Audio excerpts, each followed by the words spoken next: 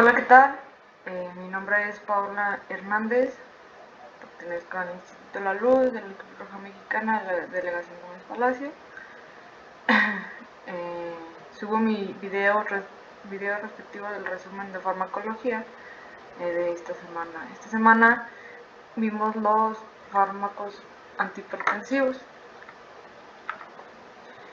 Ok, los fármacos antihipertensivos, bueno, pues ellos van a cumplir con la finalidad de controlar la hipertensión arterial, ya sea crónica y de largo plazo.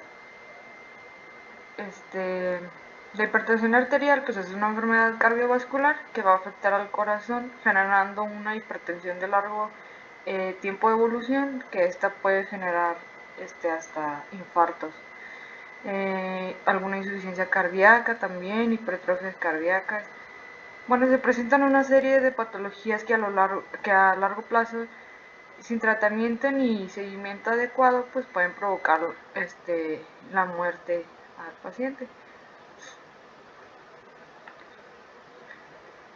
La hipertensión arterial, pues su daño va a ser a todos los vasos sanguíneos de todos los órganos en todo el cuerpo o cualquier vaso a cualquier nivel. Sus efectos secundarios a la patología serían en los riñones. Va a haber una insuficiencia renal a largo plazo, ya sea que se pueda ver cómo se ven los riñones, ¿verdad? En la primera imagen dice insuficiencia renal aguda y así es como luce un riñón normal que luce como la imagen del medio, y una insuficiencia renal pues es la última imagen. En el corazón pues puede haber trastornos coronarios que puedan provocarnos un infarto agudo al miocardio o una insuficiencia cardíaca. Las paredes de los vasos sanguíneos se van cerrando poco a poco hasta que causan algún tipo de daño en el mismo órgano. Y en la cabeza podemos tener un evento cerebrovascular o un accidente cerebrovascular en caso de ya muy grave. La hipertensión arterial, cuando ya es diagnosticada, pues ya se tiene un tiempo de evolución antes de que ya sea diagnosticada, ya que al principio esta es asintomática. Sus mecanismos de regulación pues limitan los cambios de la presión alta y baja. Nosotros logramos disminuir la presión arterial o normalizarla para evitar o limitar el daño en vasos sanguíneos posteriores. Lo más importante aquí pues va a ser cuidar los órganos diana, que son el hígado, los riñones y el corazón, pues evitar los daños lo menos posible para no llegar con el paciente a una letalidad. Muy bien. No todas las hipertensiones son reversibles. En el caso del feocromocitoma, que es un tumor, que es el productor de la noradrenalina, que lo podemos ver en la imagen del lado derecho. Si lo extirpamos, podemos normalizar la presión arterial, siempre y cuando antes de que se hayan dañado los mecanismos reguladores de la presión arterial. Los pacientes del 33% padece de presión arterial y estará controlada adecuadamente para que limite los daños que puedan producir. El resto tiene poco ATP, adenosintrifosfato, terapéutico, ya sea porque el tratamiento es multifarmacia, el tratamiento es a largo plazo, o que nuestro paciente sea un paciente renuente, que se niegue a llevar bien sus tratamientos o incluso pues, a tomar el tratamiento como tal. Esta sería como que la falla número 1, no sé si en todo el mundo, pero al menos en México, de que no siguen las recomendaciones que el médico les da y toman el medicamento que el paciente quiere. Incluso se ve más notorio en los antibióticos, que los pacientes Le recetan una semana de antibióticos, se toman 3 antibióticos porque ya no sienten nada, no terminan el tratamiento y ahí es cuando se empieza a hacer uno inmune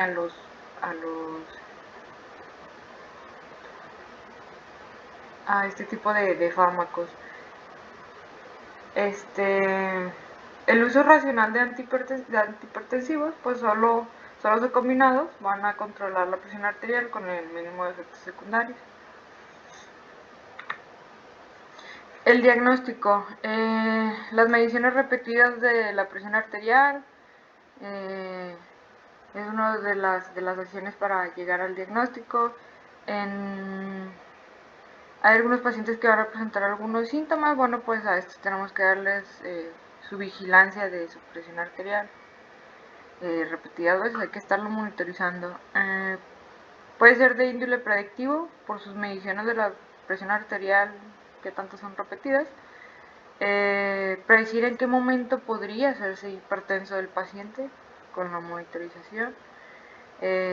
Más alta y más constante la presión arterial.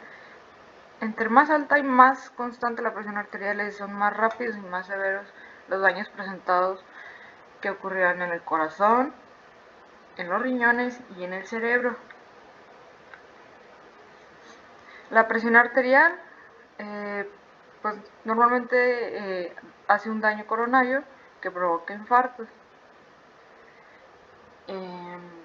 Un infarto, pues bueno, como lo vemos en la imagen, el color violeta representa el daño y la necrosis del tejido cardíaco y se ve la vena coronaria, que es la placa de coágulo. Ahí se ve una placa con coágulo agudo en la arteria coronaria, que esta pues bloquea el flujo de la sangre y el oxígeno que llega al corazón, entonces poco a poco se va deteriorando. Tenemos las medidas de la presión arterial. En una hipotensión, la sistólica en la mujer puede ser 100 y en el hombre 110, y la diastólica, mujer 60, hombre 70. Una óptima presión arterial, la sistólica sería menor a 119 y la diastólica menor a 79. Una presión arterial normal sistólica sería de 120 a 129 y la diastólica sería de 80 a 84. Una presión arterial elevada sería de 130 a 139 y la diastólica 85 a 89. Una presión arterial de alto nivel, de nivel 1, sería la sistólica de 140 a 159 y la diastólica de 90 a 99. Una presión arterial alta, nivel 2, una hipertensión, igual que la anterior, la sistólica sería 160 a 179 y la diastólica 100 a 109. Cuando tenemos una crisis, un momento de alerta en la presión arterial, es lo que hablaba en lo anterior, de ir prediciendo las cosas que le puedan pasar al paciente con la monitorización para no llegar a este último punto, que es la crisis. La crisis sistólica pues va a ser mayor a 180 y la diastólica mayor a 110. El riesgo final de daño orgánico final pues será mayor en personas de color oscuro y menor en mujeres premenopáusicas que en varones. Ok, los factores de riesgo en la presión arterial alta. Primero que nada, pues aquí influyen los grupos étnicos, más en personas que sus pigmentos son más coloridos, pues ellas son las personas que son más probables a hacerse hipertensas. Otro factor, pues la alimentación, pues si tenemos una alimentación rica en sodio, como resultado, si abusamos de ese sodio vamos a tener una hipertensión arterial. El sodio va a retener los líquidos y va a incrementar la presión arterial. estos van a proporcionar daños endoteliales y una hipertensión arterial a largo plazo. El tabaquismo también es uno de los factores de riesgo, pero este se encadena un mal hábito que nos va a causar una hipertensión arterial, un enfisema, un cáncer, un EPOC, etcétera, etcétera. La hiperlipidemia pues va a ser una gran concentración de lípidos en la sangre, como la tercera imagen que está del lado izquierdo de arriba abajo. Va a causar una hiperlipidemia con una gran concentración de lípidos en sangre que le agrega un riesgo cardiovascular. La diabetes pues conforman una trilogía que pues son la diabetes, la hipertensión y las hiperlipidemias, que normalmente pues si hay una, pues va a ser más probable que ya estén las tres.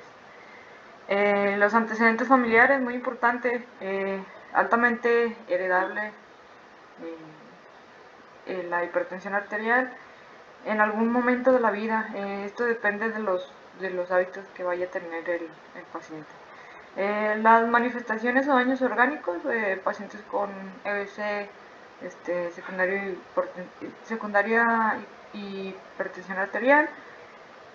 También va a influir la edad en pacientes geriátricos, el riesgo de padecer pues una hipertensión arterial va a ser del 90% de la población, personas arriba de 70 años. Los factores ambientales, pues la contaminación de la ciudad, el área en la que viva el paciente. El estrés también es un factor que manejamos para pues generar una hipertensión arterial. Este está ligado con la secreción de las catecolaminas que producen la hipertensión arterial. En cuanto a lo que es heredable, lo podemos ver, menciona que depende de dónde venga y pues quién sea el portador de la enfermedad. Como lo vemos en la imagen de hasta arriba, están los monitos.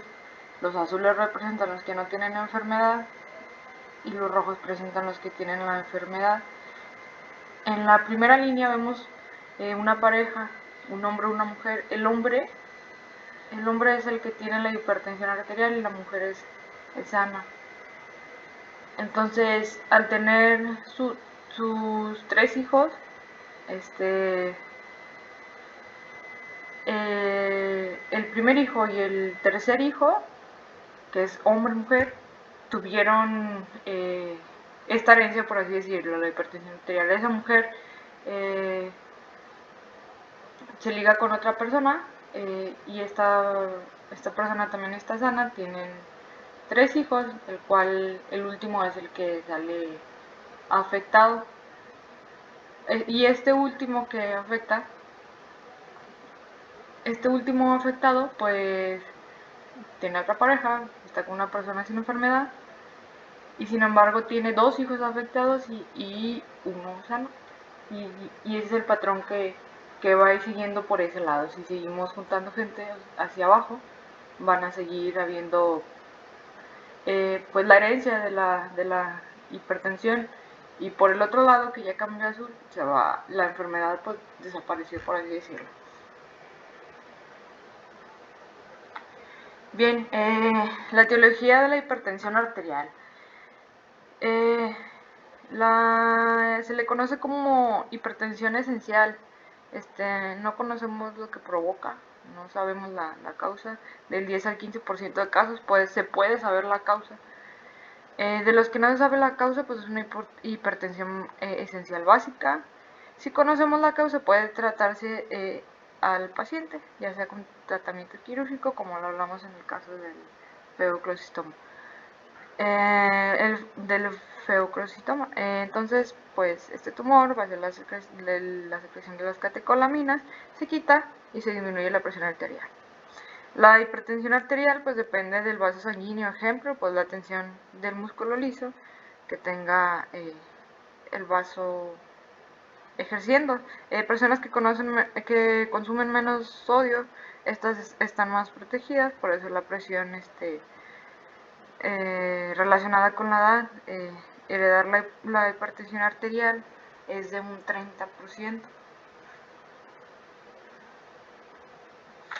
La fisiología, bueno, pues la forma para calcular la presión arterial está relacionada con el gasto cardíaco, el flujo sanguíneo expulsado por el corazón y la resistencia a los vasos sanguíneos alrededor del circuito cerrado.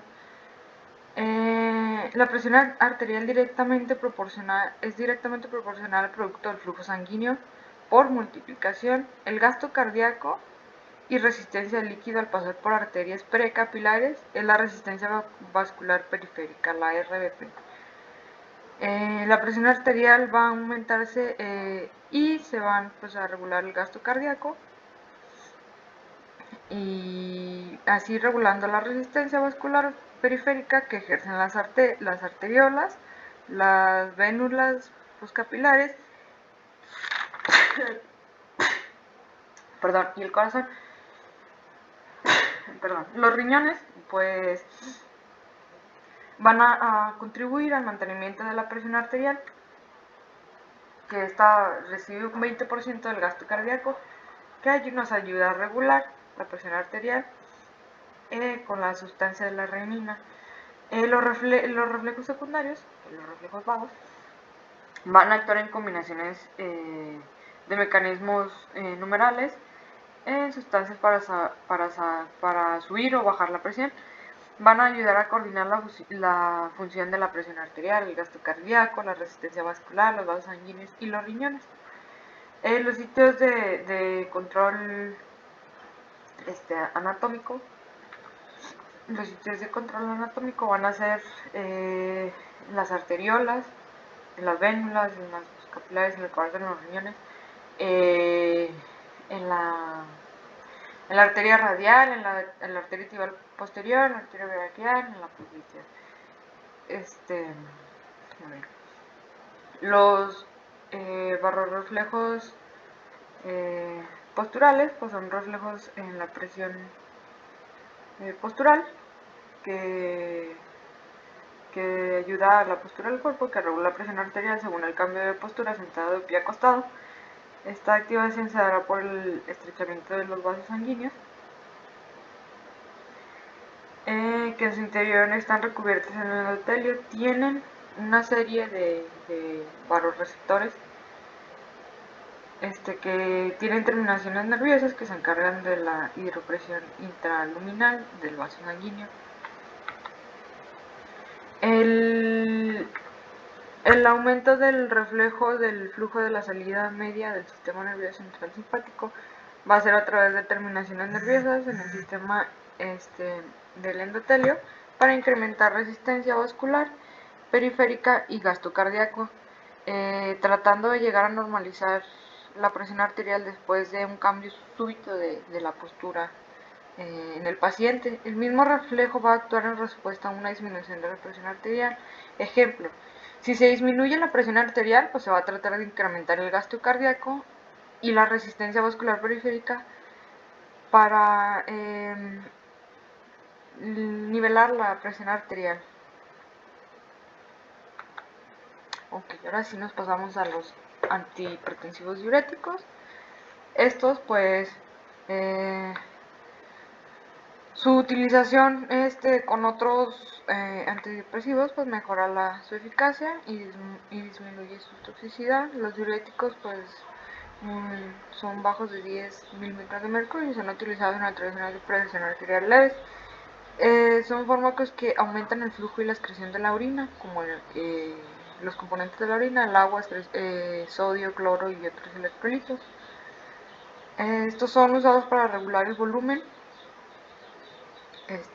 la composición de los líquidos corporales y evitar una excreción de potasio y otros electrolitos para que pueda eliminar solamente el líquido. El fármaco diurético, el mecanismo, pues va a tener un freno diurético que evita que sigan tirando excreciones y pueden sí pueden incrementar la excreción de sodio y agua, pero tienen un límite. O sea, sí lo pueden hacer, pero no exageradamente, pues.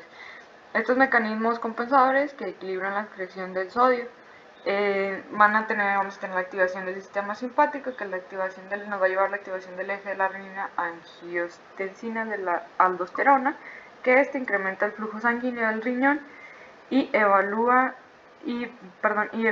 trata de aumentar o disminuir la filtración del sodio, y así pues tener la disminución de la presión arterial. Los cambios en el péptido natriurético auricular, pues es el aumento de la expresión de los transportadores epiteliales renales, que nos va a causar una hipertrofia en las células epiteliales renales. El objetivo del diurético pues va a ser pues conseguir un balance negativo de agua con la finalidad pues de mantener un volumen sanguíneo menor. Estos van a alterar la hemodinámica renal. ¿Para qué? Pues para que filtren más sangre, para que excreten más orina en vez de recuperar más agua o sodio. El objetivo diurético pues van a modificar la manipulación renal, que es el potasio, el calcio, el magnesio, el cloruro de sodio, el bicarbonato de sodio, el ácido úrico, etcétera, etcétera. Un diurético ideal. El diurético ideal pues va a poseer una acción sostenida, no brusca, o sea, con un efecto paulatino que vaya poco a poco, no así como de fregadas, como hicimos. Va a tener una acción natriurética muy poderosa, capaz de excretar sodio. Van a producir una excreción moderada de de potasio, que el potasio es vital para otras funciones y evitamos desgastarlos con los fármacos diuréticos ahorradores de potasio. Vamos a tener una excreción equilibrada de sodio y cloruro, es poco tóxico y no va a provocar fenómenos alérgicos, no producirá hipotensión arterial excesiva y son de bajo costo. La clasificación de los diuréticos según su potencia farmacológica. Bueno, pues los diuréticos de máxima eficacia o diuréticos de techo alto eliminan más del 15% del sodio filtrado. Los diuréticos de eficacia media son diuréticos de techo bajo, que eliminan del 5 a 10 del sodio filtrado. Y los diuréticos de eficacia ligera, pues eliminan al menos del 5% del sodio filtrado. Los segmentos de los túbulos colectores inician desde la nefrona de los túbulos colectores de la médula hasta salir al organismo. Ahí es donde empieza su paso. Los diuréticos de Lassa pues es un grupo de mayor potencia diurética o diuréticos de techo alto. Estos pues son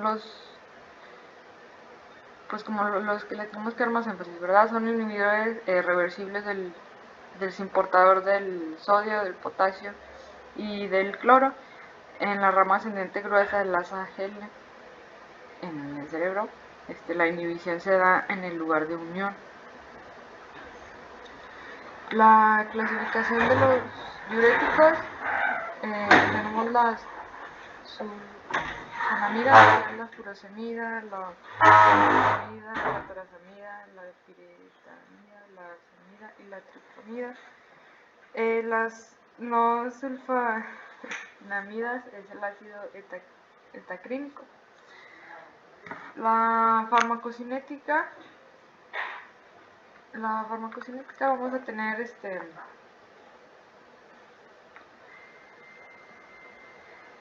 como furosemida, que es intravenosa o por vía oral, que tiene un comienzo a los 5 minutos, tiene un máximo de 30 minutos y su duración es aproximadamente de 2 horas y sus dosis van a ser de 20 a 120 miligramos. La butanicida pues es de vía oral, tiene un comienzo de 0.5 a 1 hora. Su máximo es de 1 a 2 horas y su duración va a ser de 4 a 6 horas, con dosis de 0.5 a 2 miligramos al día.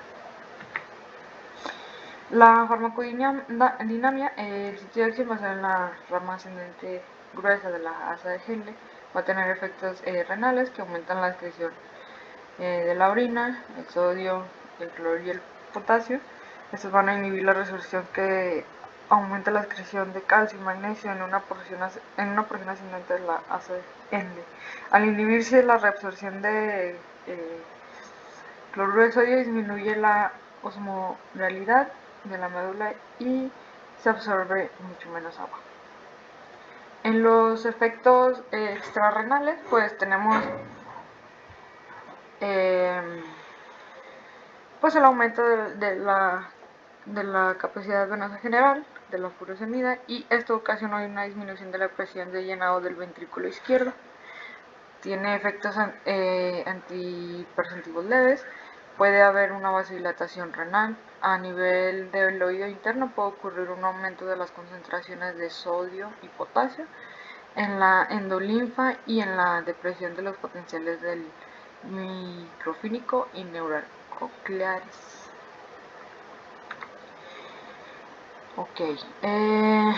La furosemida y el ácido etaquínico, estos dos van a inhibir la ATPasa, sodio-potasio, la bomba de calcio microsomal, la glucólisis, respiración mitocondrial y la fosfodiestra enterógena. La furosemida y el ácido etaquínico tienen una toxicidad y efectos adversos. Tenemos como contraindicaciones, pues, no dárselos a pacientes hipersensibles al fármaco, en pacientes anúricos con insuficiencia renal muy severa, en el primer trimestre de embarazo y la lactancia, en la deshidratación, en la hipopotasemia, que es bajo potasio, y la hiponatremia, que es bajo sodio. Bueno, pues esto se actúa sobre la renina del angiastenina, que ya son los inhibidores de la enzima convertidora de la angiostina a la IECA. Son antagonistas de la aldosterona, inhibidores directos de la renina. Y ya vemos, ¿verdad? Lo que actúan son beta bloqueantes, antagonistas alfa 1, alfa metil, dopa. Disminuyen en forma directa la resistencia periférica, son bloqueantes cálcicos, vasodilatadores arteriales y disminuyen el volumen plasmático de los diuréticos. Sus acciones terapéuticas, pues vamos a tener que va a ser en casos de un edema agudo pulmonar, la cirrosis hepática, insuficiencia cardíaca congestiva crónica, hipercalcemia, hipertensión ligera, intoxicación y yodo o flúor. Las interacciones farmacológicas, pues el Broncevit provoca una menor respuesta diurética y el tratamiento pues lo damos para la hiperuricemia. Los anticoagulantes pues nos van a provocar un aumento de actividad anticoagulante que pues provoca hemorragias. Los glucósidos digitálicos pues van a causar un aumento en las arritmias indicadas, y glucósidos digitálicos, estos pues es el aumento en las arritmias.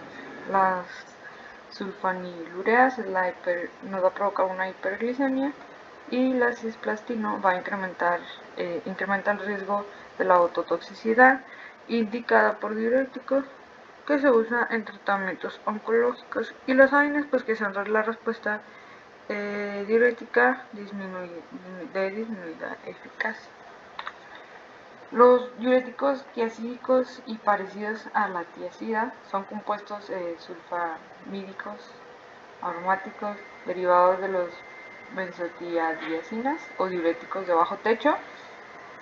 Estos pues son inhibidores reversibles del transportador del sodio y del cloro, o con transportador en el túbulo contorneado distal. Su clasificación, bueno, pues primero tenemos a las tiacidas, que son pues los más comunes. La la hidroclorotiazida y todos tenemos. Y los análogos de las tiazidas de forma B, la clortaledina, la inaparidina, metolazona, cipamida, etcétera, etcétera. Ok, la farmacocinética, bueno, pues vamos a nombrar nada más algunas para no traernos aquí.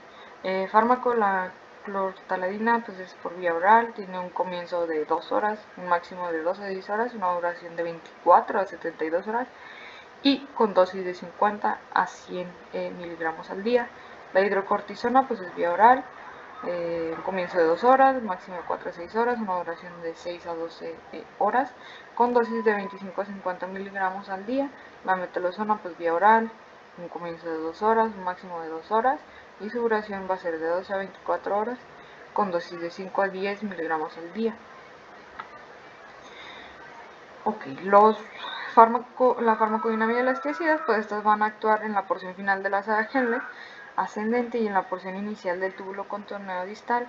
Son moderadamente eficaces, tienen efectos renales, que es la excreción de sodio y cloro, se inhibe la resorción y se produce orina hiperosmolar. La excreción de potasio, pues es la mayor cantidad de sodio que llega al túbulo contorneo distal, estimula el intercambio de sodio y potasio. Disminuye la excreción de calcio y ácido úrico en tratamientos prolongados. La magnesemia pues es leve, no alteran la capacidad de concentrar la orina, inhiben el consumo mitocondrial del oxígeno y la capacitación renal de ácidos grasos. Como efectos extrarrenales tenemos un efecto antihipertensivo moderado al disminuir el volumen sanguíneo. Aumentan o inducen la resistencia a la insulina, que nos va a provocar una diabetes, e incrementan los niveles de C y TAG, que son unas lipoproteínas. Okay, los efectos adversos de las tiazidas. Bueno, pues la tiazida no puede ser mezclada con la quinina porque es un antiarrítmico. Estas pues logran la prolongación del intervalo QT en un electrocardiograma que nos puede llevar a una fibrilación ventricular o una falla cardíaca letal. Tenemos la hiponatremia, la hipotensión, la hipomagnesemia leve, disminución del volumen extracelular, atralgias, hipopotasemia, alcalosis metabólica, hiperuricemia y aumento de la LDL.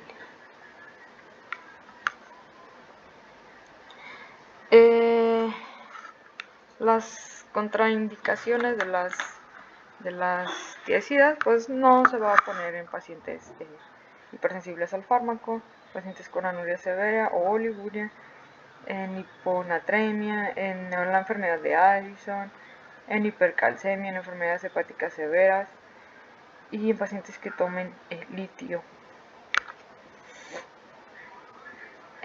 Sus acciones terapéuticas, pues el paciente va a tener una hipertensión arterial, un edema relacionado con insuficiencia cardíaca congestiva, una cirrosis hepática, diabetes inesperada, inspirada nefrógena, ácidos tubular renal y prevención de la uroliatisis. Las interacciones farmacológicas, pues estas van a disminuir en el efecto de anticoagulantes, sulfonilureas y la insulina, y van a aumentar el efecto de analgésicos, glucósidos digitales y vitamina C. En los esteroides pues tienen una retención de hidrosalina, en los AINES una disminución del APG que disminuye su efecto diurético, en los antiarrítmicos pues van a prolongar el periodo del QT para desencadenar arritmias hipopotasemias. Antibióticos aminoglucósidos pueden aumentar la nefrotoxicidad y la ponesivir inhibe la excreción renal del diurético. Okay, los diuréticos ahorradores del potasio, pues estos van a eliminar el sodio y el agua y tratan de ahorrar potasio para evitar el desgaste de estarlo desechando. Se van a clasificar en dos: los bloqueadores de canales de sodio, que son los prototipos, es una amiloricla y por vía oral tiene un efecto dentro de las 2 primeras horas. Los antagonistas de la aldosterona son un prototipo del espironolactona por vía oral y tienen efectos de 1 a 2 días. Son bloqueadores de canales de sodio que van a tener un sitio de acción en la parte final del tubo contorneado distal del túbulo colector. Estos van a tener efectos en el riñón, van a tener una disminución de la absorción del sodio, haciendo que disminuya la excreción de potasio. Van a tener efectos extrarrenales que van a provocar la hipercalcemia, el aumento de la eliminación del ácido úrico. Como efectos adversos vamos a tener la hiperpotasemia y náuseas, cefalea. Como acciones terapéuticas, pues es utilizado en la hipertensión arterial nodular de la depuración mucociliar. Y tenemos otros efectos adversos que aumentan si se administra con inhibidores de la ACE, causan náuseas y vómitos. Y pacientes en que toman sus sustitutos de sal deben ser advertidos ya que ellos contienen cloruro de potasio. En contraindicaciones, pues en pacientes con hiperpotasemia y con el aumento de la misma.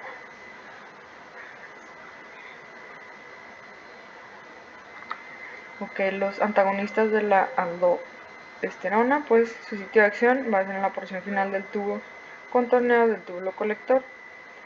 Va a tener efectos renales que van a incrementar de forma moderada la excreción de sodio, cloro y bicarbonato, disminuye la excreción de potasio, va a tener efectos extrarrenales como el incremento de las lipoproteínas de cadensidad, disminución de las lipoproteínas de alta densidad, de baja y alta densidad. Como efectos adversos tenemos cefaleas, diarreas, confusión, letargo, gastritis, somnolencia. Como acciones terapéuticas, edema persistente, síndrome de Crohn y cirrosis hepática. En las contraindicaciones, pues tenemos la hipersensibilidad del medicamento, insuficiencia renal y hepática, interacciones farmacológicas con los AINES que estos van a disminuir la actividad diurética. Los inhibidores de la anhidrasa carbónica, estos pues son diuréticos poco potentes, no son útiles para la hipertensión. En su clasificación pues tenemos sistémico y tópico, y pues los más usados tenemos que es la acetolamida y la dorzolamida. Su sitio de acción es en el túbulo contorneado proximal y tiene efectos renales como el aumento de excreción del sodio y del agua, disminuye la excreción del hidrógeno y aumenta la excreción del bicarbonato. Como efectos extrarrenales, pues la disminución del ácido gástrico y pancreático, disminución de la presión intraocular, y pues por esto lo vamos a usar. Tipos de efectos adversos, pues lesiones renales, somnolencia, leucopenia, hipopotasemia, cristalauria, toxicidad cutánea, etcétera, etcétera. Las contraindicaciones, pues en personas gestantes en el primer trimestre, insuficiencia hepática y renal leve, hipersensibilidad al fármaco. Su acción terapéutica va a ser en edema, en un glaucoma de ángulo abierto y secundario, en la epileclasia, en alcalosis metabólica y en la enfermedad de la montaña. Interacciones farmacológicas tienen una potencia de acción de anticoagulantes o antidiabéticos orales. Los diuréticos osmóticos, estos pueden aumentar la osmolaridad plasmática y retienen agua y electrolitos. La característica principal es que son inertes, tienen muy poca reabsorción en los túbulos renales, se filtran libremente por el glomérulo. Van a inhibir la reabsorción del agua en los segmentos de la nefrona. Tiene dos efectos, osmótico intratubular y lavado medular.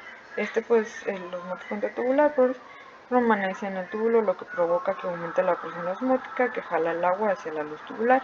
El lavado medular pues aumenta el flujo sanguíneo hacia las venas y elimina el sodio por la médula renal. Aquí tenemos efectos renales, pues va a disminuir la reducción del agua, aumenta el flujo sanguíneo de la médula renal, aumenta la presión hidrostática de los capilares glomerulares a la consecuencia de la dilatación arterial aferente. El aumento del gasto urinario disminuye el tiempo en el contacto entre el líquido y el epitelio tubular, reduciendo la reabsorción del sodio. Estos son algunos de los ejemplos: el manitol, la urea, la glucosa y la isosorbida. Sus indicaciones, pues, reducción de la presión intracraneal asociada en el edema cerebral, disminución de la presión intraocular antes de la regresión de procedimientos oftalmológicos, como ejemplo el glaucoma, y tratamientos en el síndrome de desequilibrio por diálisis y prevención del fracaso renal agudo en presencia de oliguria y fracaso renal por los mecanismos de acción de los diuréticos osmóticos, estos inhiben la reabsorción de agua en el túbulo contínuo proximal, en el ramo ascendente de la ACG. Como efecto osmótico intratubular, tenemos diuréticos osmóticos. Al no reabsorberse, pues permanecen dentro del túbulo renal, a lo que aumenta la presión osmótica que jala el agua hacia la luz tubular. El efecto del lavado medular, pues son diuréticos osmóticos que aumentan el flujo sanguíneo renal, lo que elimina el cloruro de sodio, y la urea de la médula renal baja la tonicidad medular y reduce la absorción pasiva de agua en la red H. Tenemos pues la carmocodinamia, pues el sitio de acción, pues también no me sale mucho aquí, pues son en el sitio contenedor proximal, en la rama ascendente de los efectos renales, pues aumenta el flujo sanguíneo de la médula renal, inhibe la reacción del magnesio y disminuye la reabsorción del agua.